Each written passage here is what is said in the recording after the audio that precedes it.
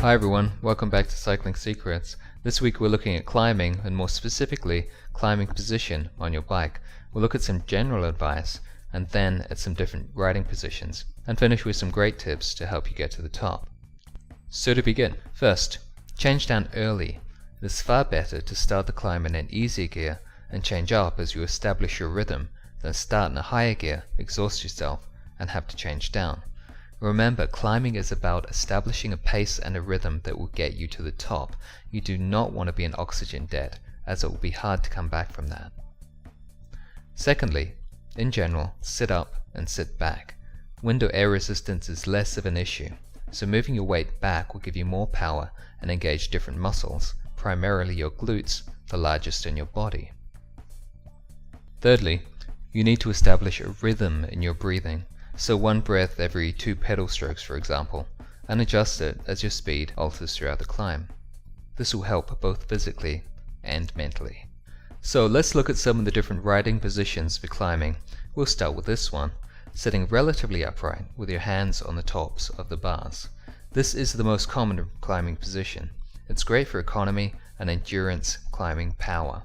Good for economy, but not good for attacking, acceleration, or responding to surges in a group. However, if you just need to grind to the top, you should start here. At a 45-degree angle, you'll be engaging your glutes. Sitting more upright will engage your thighs. Sitting back will further engage your gluteals, and sitting forward, the quadriceps. When climbing, you'll want to move your position throughout the climb so that you distribute the work across the various muscle groups, ensuring none get totally fatigued. Sitting with the hands on the hoods will give you the ability to respond to the changes in speed more quickly when riding in a group, while maintaining a relatively good economy.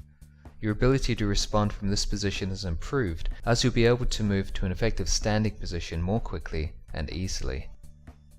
Sitting with the hands in the drops is the least common position for climbing, as it is less powerful due to the closed hip angles, meaning a compromised mechanical advantage for the riding muscles. This position is most commonly used on flat terrain or descents, as it is the most aerodynamic. However, on a climb where air resistance is less of an issue, it's simply not efficient. You may climb like this if you were specifically wanting to strengthen and train for riding in this position and really like suffering. Now let's look at standing. Standing when climbing will provide more power, but has a payoff of using more energy, especially if you're a heavier rider, as you'll be using energy to support your body weight rather than having the bike supported.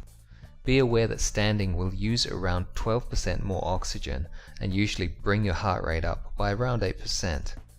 You may swap to a standing position if you hit a pinch in the climb, need more power or acceleration, or to bring emphasis to different muscles so as to avoid fatigue. It also allows you to relieve pressure and stretch your back. When moving from sitting to standing, ensure you stand halfway through the downstroke and change up 1 or 2 gears. The greater power will allow you to use a harder gear, and then you can change down once more when you return to sitting. The most commonly used standing position is with the hands on the hoods.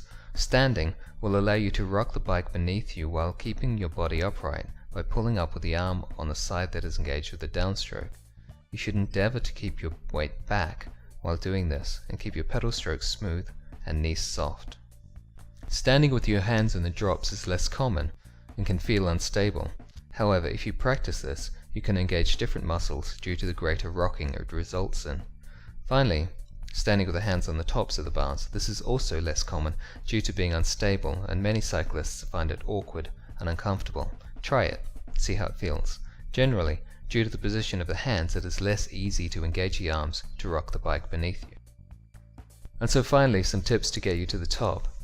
Remember to keep your elbows relaxed and your back flat. As you tire, you may tense up, using unnecessary energy. To remain loose and relaxed, drop your shoulders to stop them hunching. Wiggle your fingers to avoid the handlebar death grip, and move your jaw to avoid clenching it. These small things will in turn help to keep the rest of your body loose. Find a cadence that works for you. Higher cadence would usually be able to be maintained for longer. However, everyone has a different climbing style, as you'll find out as soon as you hit the hills. Finally, remember to climb within your ability and fitness. Trying to match someone stronger and having your head explode will mean you simply won't make it.